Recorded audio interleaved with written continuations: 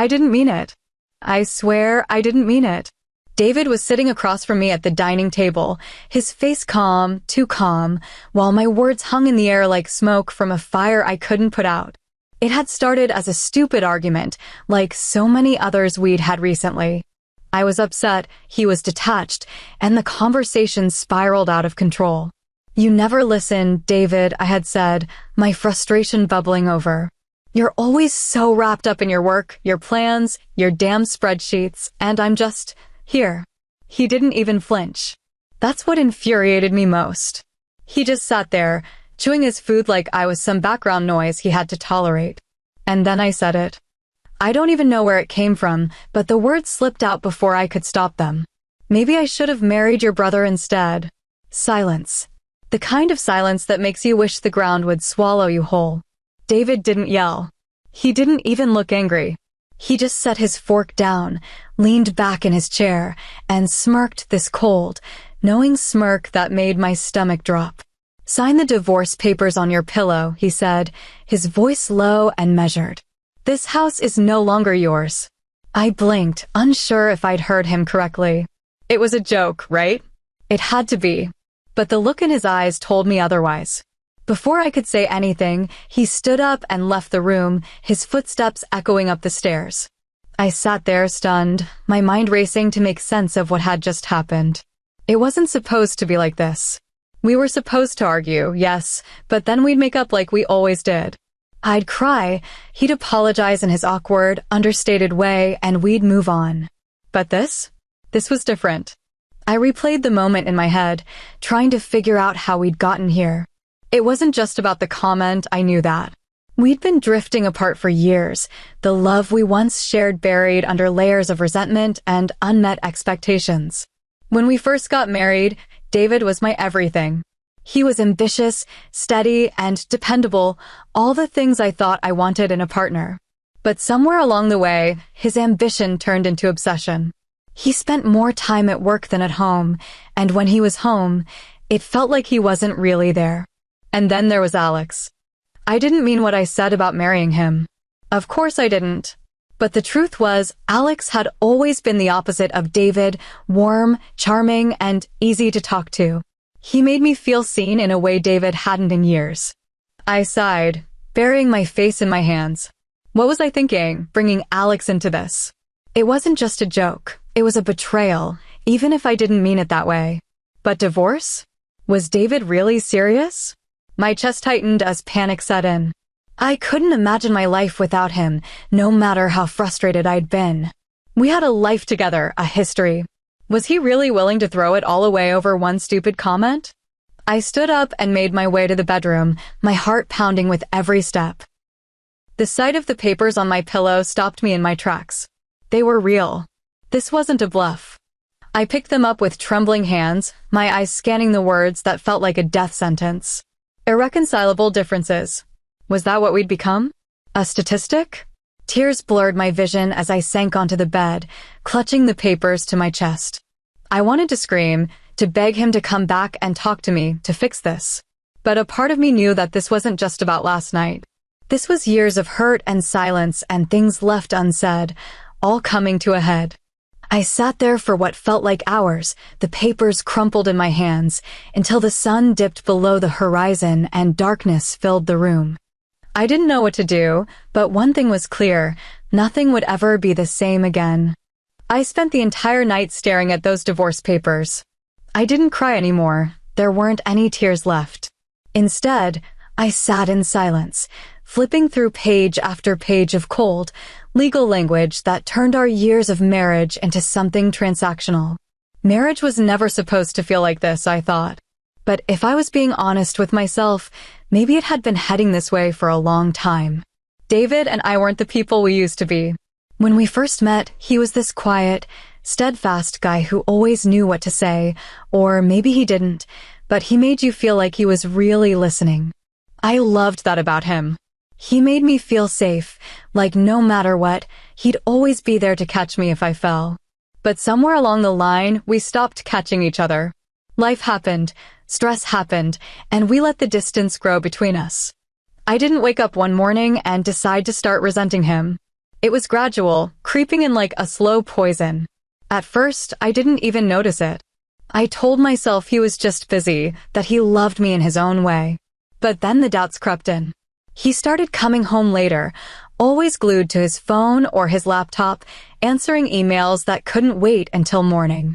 I tried to talk to him, but every conversation felt like talking to a wall. "I'm doing this for us," he'd say. But it didn't feel like us anymore. It felt like I was just a spectator in his carefully controlled world. And then there was Alex. I hated how much space Alex took up in my thoughts. He wasn't supposed to matter. He was David's brother, nothing more. But there were moments, small, fleeting moments, when I couldn't help but wonder. Alex was everything David wasn't. Warm, open, funny. He had this way of making you feel like you were the only person in the room, like your words mattered. Of course, I never let it go beyond that. I never let myself go there. But last night, when those words slipped out of my mouth, it was like I'd uncorked something I couldn't shove back in. The look on David's face, cold, detached, haunted me. I thought he'd yell, maybe storm out, but his reaction was worse. That smirk, the way he calmly laid down those divorce papers as if they'd been waiting in the wings all along. And now here I was, alone in a marriage that felt more like a battlefield than a partnership, clutching a stack of papers that told me I'd lost. When the sun rose, I didn't feel any better. My head ached, my chest felt tight, and my stomach churned with anxiety. I heard David downstairs, moving around in the kitchen. How could he be so calm? Didn't this mean anything to him? I couldn't take it anymore. I grabbed the papers and marched downstairs, determined to confront him. "David," I called out, my voice trembling. He was sitting at the kitchen table, sipping his coffee like it was any other morning. He didn't even look up. "What is this?" I demanded, slamming the papers onto the table between us. He finally met my eyes, his expression unreadable. "Exactly what it looks like," he said. "Don't give me that," I snapped. "You had these ready?"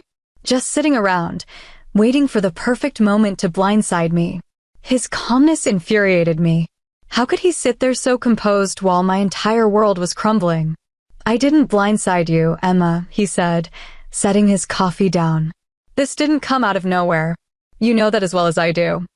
I felt a lump rise in my throat. "This is about what I said last night, isn't it?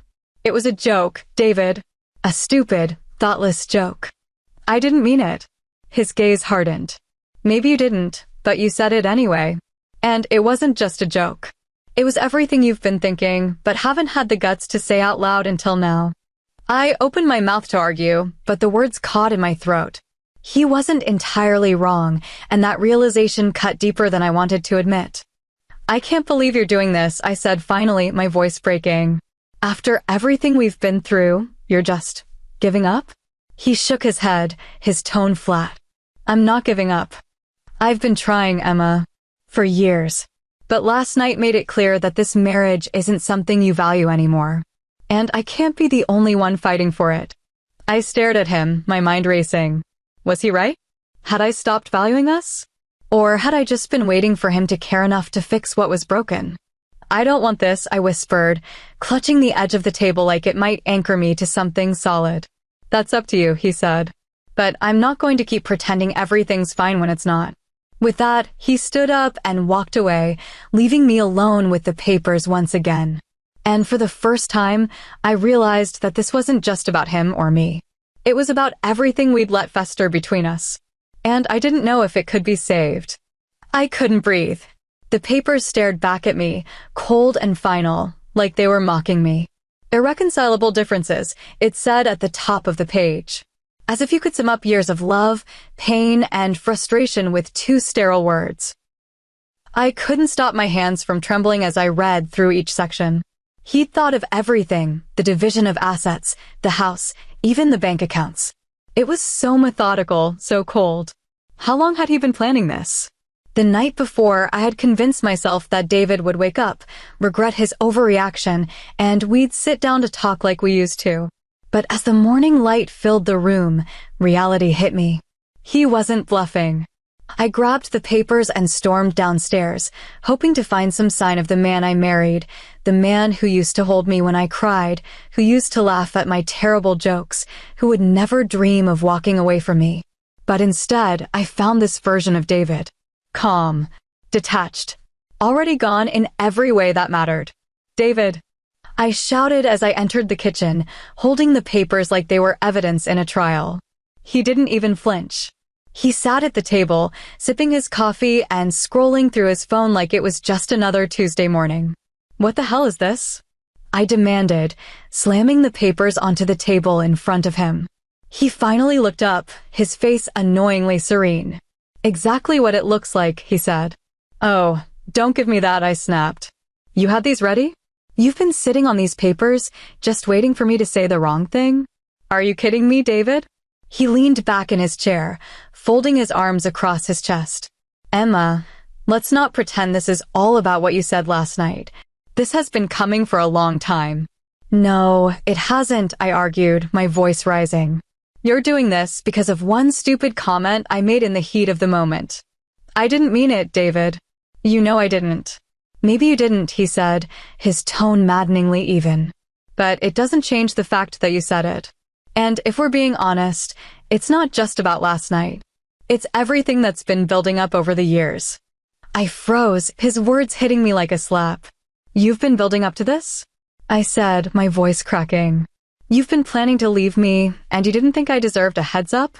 His expression softened, but only slightly. I wasn't planning to leave, Emma. I was waiting for a reason to stay. And last night made it clear that reason isn't there anymore. His words knocked the wind out of me. I felt the tears building, but I refused to let them fall. Not in front of him. So, that's it? I asked, my voice barely above a whisper. You're just done. That's up to you, he said, gesturing to the papers. If you want to fight this, we'll fight. But if you're honest with yourself, you'll see that this marriage has been over for a while. I stared at him, searching his face for any trace of the man who used to love me. But all I saw was someone who had already made up his mind. I grabbed the papers and stormed out of the room, my heart pounding in my chest. I didn't stop until I was back in the bedroom, slamming the door behind me. I sat on the edge of the bed, clutching the papers so tightly that my knuckles turned white. I wanted to scream, to tear them into pieces, to run downstairs and throw them in his face. But none of that would fix what was broken. Instead, I stared at the words on the page, trying to make sense of it all. How had we gotten here? How had the man who once swore to love me forever turned into someone who could walk away so easily? I thought about calling anyone for advice. But who would I call?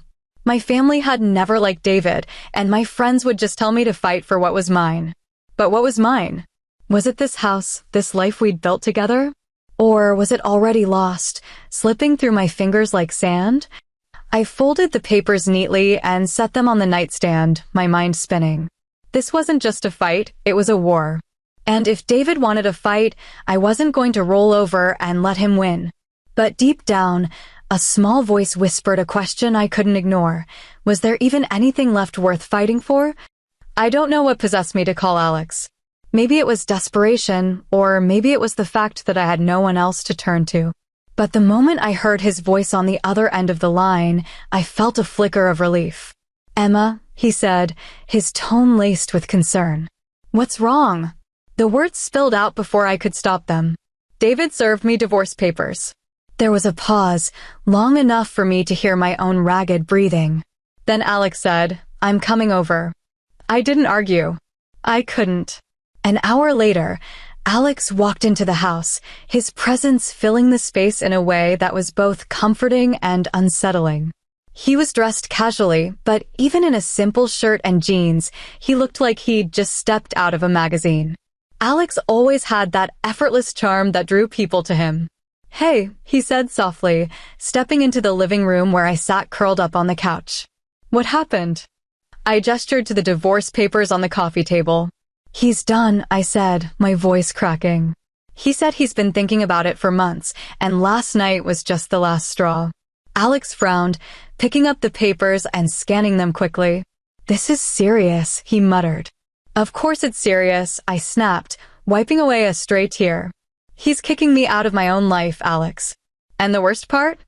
I think he's been planning this for a long time. Alex set the papers down and sat beside me, his gaze steady. What exactly happened last night? I hesitated, the memory still fresh and raw. We were arguing, like we always do, I admitted. And I said something stupid. What did you say? He pressed gently. I couldn't meet his eyes. I said maybe I should have married you instead. The silence that followed was deafening. I risked a glance at Alex, expecting him to look shocked or angry, but instead, he just sighed and ran a hand through his hair. Emma, he began, but I cut him off. I didn't mean it, I said quickly. It was a joke, a stupid, thoughtless joke. But David took it as proof that I don't love him anymore, and now, I gestured helplessly at the papers. Alex leaned back, his expression unreadable. Do you love him? The question caught me off guard. What? Do you love David? He repeated. Because if you do, you need to figure out how to fix this. And if you don't, then maybe this is for the best. I stared at him, unsure how to respond. Did I love David? I wanted to say yes, but the truth was more complicated than that. I loved the idea of him, the life we'd built, the history we shared. But the man sitting in the kitchen right now, cold and distant, didn't feel like the same person I'd fallen in love with.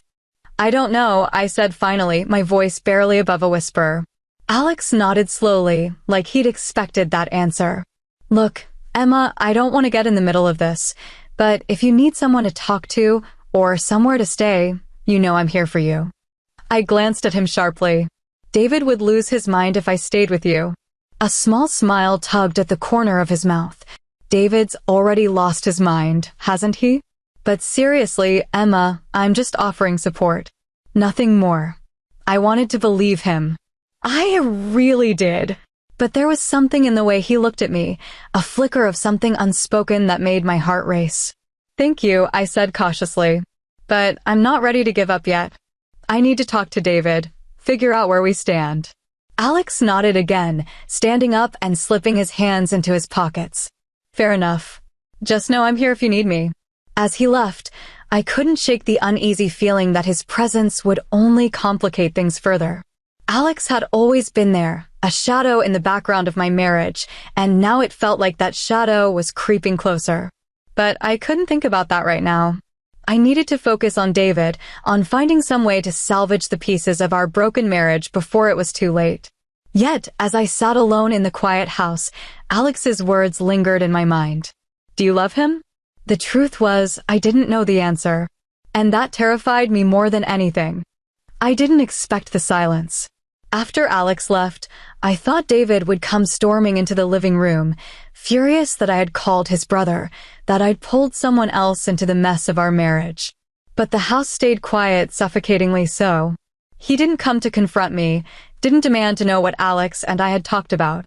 That silence unnerved me more than any argument could have. When I finally gathered the courage to approach him later that evening, I found him in his office, sitting at his desk with his laptop open and a stack of papers beside him.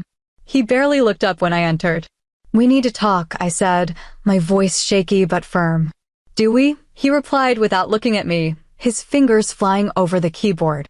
His coldness sent a chill down my spine. Yes, we do, I insisted, stepping further into the room. You can't just drop divorce papers on me and expect me to. To what? He interrupted, finally meeting my gaze. His eyes were sharp, calculating. To sit quietly while I take back control of my life? You've had your say, Emma. Now it's my turn. I froze, my breath catching in my throat. There was something in his tone, in the way he looked at me, that made me feel like I was no longer his wife, but an opponent in some carefully planned game. What is that supposed to mean? I asked, my voice barely above a whisper. He leaned back in his chair, crossing his arms. It means I'm done playing the fool. Do you think I didn't notice the way you've been looking at Alex? The way you light up when he walks into the room? Or the way you talk about him like he's some perfect alternative to me? His words hit me like a slap. That's not fair, I said, shaking my head. I've never. Don't lie to me, he cut in, his voice cold and steady. You may not have acted on it, but it's there. You've been comparing me to him for years, Emma. Don't think I haven't seen it. I opened my mouth to protest, but the words wouldn't come. Had I been comparing them? I didn't think so, but now that he said it, I couldn't be sure. Is that why you've been so distant? I asked, my voice trembling. Because you think I have feelings for Alex? He let out a bitter laugh. Distant? Emma, I've been distant because I'm tired. Tired of trying to live up to a standard that you've built in your head, a standard I'll never meet because I'm not him. I felt my knees go weak, and I sank into the chair across from his desk. So, what? I asked, tears welling up in my eyes. You're punishing me? Throwing our marriage away because of something you think I feel? He didn't answer right away. Instead, he leaned forward, resting his elbows on the desk. This isn't punishment, he said, his tone almost clinical. This is me taking control. I've spent years trying to make you happy, Emma. Years putting up with your passive-aggressive comments and your emotional games. And last night? That was the breaking point. You don't respect me. You don't value me. And I'm done pretending this marriage is worth saving. His words cut deeper than I thought possible. I wanted to scream, to tell him he was wrong, that I did value him, that I loved him even when things were hard. But deep down, I knew he wasn't entirely wrong.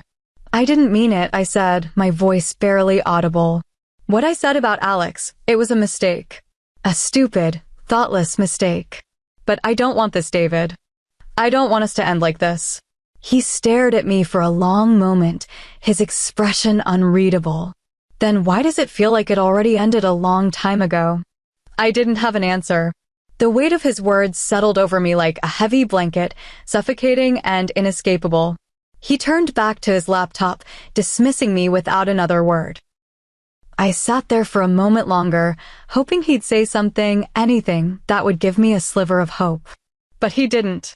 When I finally left his office, I felt like a stranger in my own home. I wandered through the rooms aimlessly, my mind racing. Every piece of furniture, every photograph on the wall, felt like a reminder of the life we'd built together, a life he was ready to walk away from. It wasn't just the divorce papers that haunted me. It was the realization that David wasn't acting on impulse. This was planned, calculated. He'd been thinking about this for months, maybe even years, while I was still clinging to the illusion that we could fix what was broken. For the first time, I began to wonder if I was fighting a battle I'd already lost. And worse, I began to wonder if I even deserved to win. I didn't sleep that night. I couldn't. Every time I closed my eyes, David's cold, calculated words replayed in my mind. This isn't punishment. This is me taking control. It was as if he had been holding back his true feelings for years, only to unleash them all at once. But something about it didn't sit right with me. The way he spoke, the way he seemed so prepared, it was like he had been waiting for this moment. Why? Why now? I decided I couldn't stay in the house anymore, not with the air so thick with tension it felt like I was suffocating. I needed answers, and there was only one person I could think of who might give them to me. Alex. I hesitated before calling him. After all, he was David's brother, and getting him involved felt like crossing a line. But then again, David had already crossed so many lines, hadn't he? Besides, Alex had been there for me before. He wouldn't turn me away now. He picked up on the second ring. Emma? His voice was groggy, like I had woken him up, but there was no irritation in his tone, only concern. What's going on? Are you okay? No, I admitted, the words tumbling out before I could stop them. I'm not okay. Can I come over? Of course, he said immediately. I'll make coffee. When I arrived at Alex's place, he opened the door with a worried look on his face. He ushered me inside and handed me a mug of coffee before I could even say a word. All right, he said, sitting down across from me. Tell me everything. I took a deep breath and started from the beginning, recounting the argument, the divorce papers, and the chilling way David had seemed to have everything planned. Alex listened intently, his brows furrowed, but he didn't interrupt. When I finally finished, he leaned back in his chair, letting out a long sigh. I had a feeling things were bad between you two, he said, but I didn't realize it was this bad. It's like he's been waiting for this, I said, my voice shaking. Like he's been building a case against me for months. And the way he talks about you, Alex, it's like he thinks you're part of the problem. Alex's expression darkened. David and we've never seen eye to eye. You know that. But why? I pressed. What happened between you two? For a moment, he hesitated, as if weighing whether or not to tell me the truth. Finally, he said, it goes back to when we were kids. David has always been the responsible one, the one who had to take care of everything.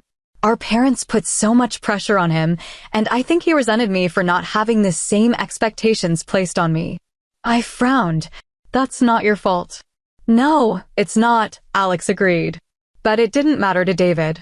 To him, I was always the golden child, the one who got away with everything. And then when you and David got married, well, let's just say I think he's always been a little jealous of how close we are. Jealous? The idea seemed ridiculous at first, but the more I thought about it, the more it made sense. David had always been quick to shut down any mention of Alex, quick to change the subject whenever we talked about him. Do you think he's doing this to punish me? I asked, my voice barely above a whisper. I don't know, Alex said honestly. But I wouldn't put it past him. David has a way of holding on to things, letting them fester until they explode. If he feels like he's lost control of something, he'll do whatever it takes to get it back. His words sent a chill down my spine. Was that what this was about? Control? Had David been holding on to resentment not just toward me, but toward Alex as well? As we talked, more pieces of the puzzle started to fall into place. David's constant need for perfection, his inability to let go of grudges, the way he had been pulling away from me for years, it all stemmed from something deeper, something that went far beyond our marriage. By the time I left Alex's house, I felt more confused than ever. On one hand, I understood David better now than I ever had before. On the other hand, it only made me angrier. He wasn't just punishing me for what I'd said, he was punishing me for years of unresolved issues he'd been too proud to address. When I got back to the house, David was still in his office, the door closed like always. I wanted to march in there, demand answers, make him see how much his actions were hurting me. But I didn't. Instead, I went to our bedroom, lay down on the bed, and stared at the ceiling, my mind racing with everything Alex had told me. The web of secrets and resentment that tied David, Alex, and me together was more tangled than I had ever realized. And for the first time, I began to wonder if any of us would ever be free of it. I woke up the next morning with a clarity I hadn't felt in years. Lying in bed, staring at the ceiling, I realized something. I couldn't keep waiting for David to decide my fate. He had taken control of this marriage, or what was left of it, and turned it into a game. If that was how he wanted to play, then fine. I'd play too, but I wouldn't lose myself in the process. The first thing I did was call a lawyer. It wasn't easy. I sat in the car, parked outside the attorney's office for a good 15 minutes, debating whether I was really ready to take the step. But the longer I waited, the more I realized that this wasn't just about fighting David. It was about fighting for myself, for my dignity, for a future where I didn't feel like I was constantly walking on eggshells. The lawyer, Melissa, was a sharp, no-nonsense woman who didn't sugarcoat anything. She looked over the divorce papers I brought with me, nodding occasionally and scribbling notes in the margins. "This is a solid agreement," she said finally, leaning back in her chair. "Very thorough. Your husband's prepared." I swallowed hard. "So, what do I do?" Melissa gave me a small, encouraging smile. "You fight back. We'll go through this line by line. Make sure you're not getting the short end of the stick. But first, I need to know, do you want to save this marriage, or are you ready to walk away?" The question hit me like a brick. Did I want to save my marriage? Or was I clinging to the idea of who David used to be, hoping he'd somehow come back to me? "I don't know," I admitted. Melissa nodded, as if she'd heard that answer 100 times before. "That's okay. But if you're going to fight for yourself, you need to be prepared for the possibility that saving the marriage might not be an option. Are you ready for that?" I didn't answer right away. The thought of losing David completely terrified me, but the thought of staying in a marriage where I felt invisible and unimportant wasn't much better. "Yes," I said finally. "I'm ready." That afternoon, I took the first steps toward reclaiming my life. Melissa helped me draft a response to David's divorce filing, countering some of the more aggressive terms he'd laid out. She also suggested I start documenting everything: our finances, our conversations, even the little things he said or did that showed his true intentions. It felt strange, like preparing for a battle against someone I'd once loved with all my heart. But I knew it was necessary. When I got home, David was in the kitchen, reading something on his tablet. He barely glanced at me when I walked in. "Where were you?" he asked casually, not even bothering to look up. "Out," I replied, just as casually, setting my purse on the counter. He finally looked up, his eyes narrowing slightly. "Out where? Does it matter?" I shot back, meeting his gaze. For a moment, he looked surprised. Maybe he wasn't used to me pushing back. But then he smirked, that infuriatingly smug smirk that made my blood boil. "Suit yourself," he said, turning back to his tablet. I didn't respond. Instead, I went upstairs to our bedroom, my bedroom, as I was beginning to think of it, and started going through our old photo albums. It was painful, seeing the smiles and laughter frozen in time, a stark contrast to the Cold War we were now waging. But it also reminded me of who I used to be before this marriage had chipped away at my confidence. That evening, I sat down and made a list. It wasn't a list of pros and cons or some plan to win David back. It was a list of things I wanted for myself. 1. Independence. 2. Respect. 3. Happiness. Simple things, but things I'd let slip away over the years. And as I stared at that list, I realized something. None of them depended on David. For the first time in years, I felt a spark of hope. It was small and fragile, but it was there. The next few days were a whirlwind of activity. I started looking for jobs, reaching out to old friends I hadn't spoken to in years, and even found a therapist to help me work through the emotions swirling inside me. David noticed, of course. He wasn't stupid. He started watching me more closely, asking pointed questions about where I was going and what I was doing. But I didn't let it bother me. If anything, his curiosity only fueled my determination. This wasn't about him anymore. It was about me.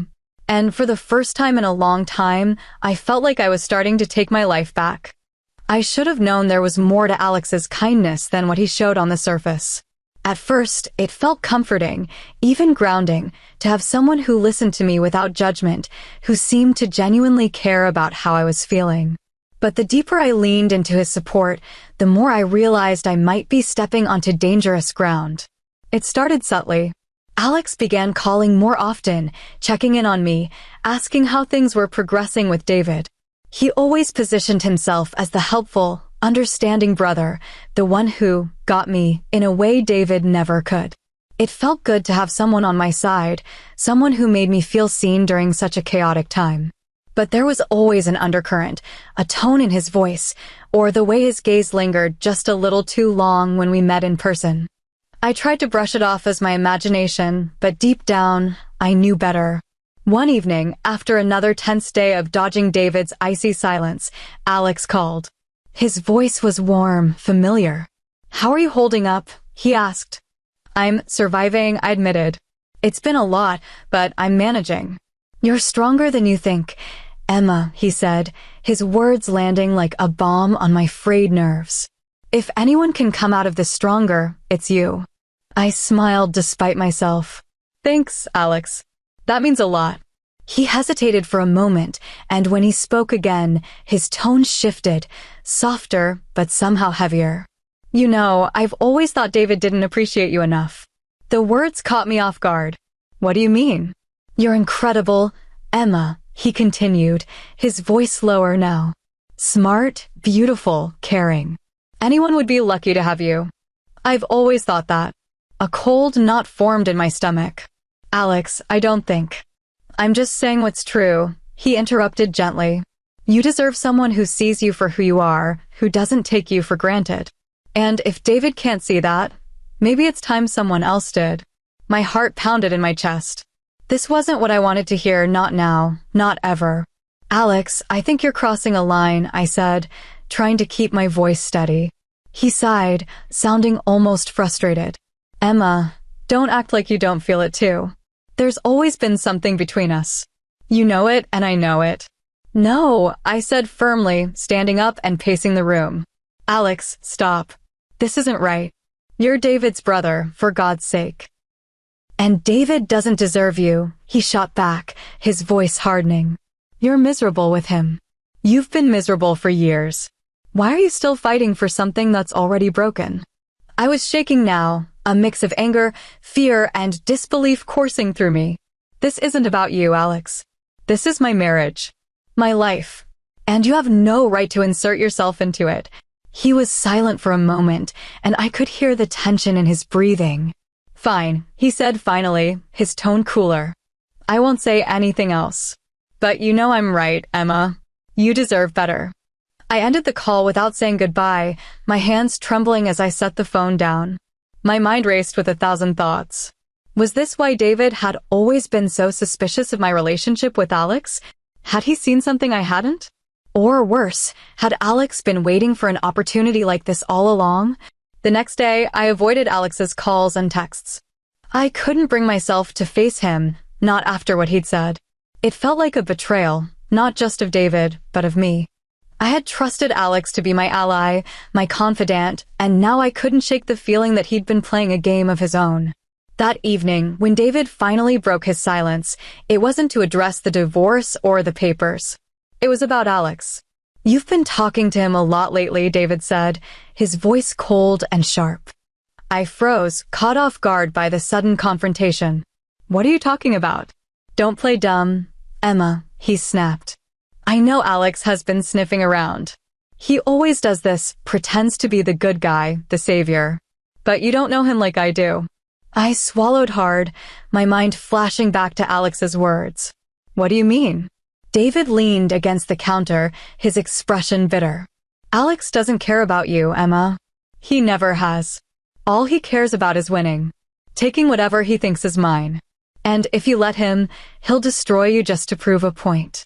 His words sent a shiver down my spine. For the first time, I began to see Alex in a different light, not as the kind, supportive brother, but as someone who might have been manipulating me all along.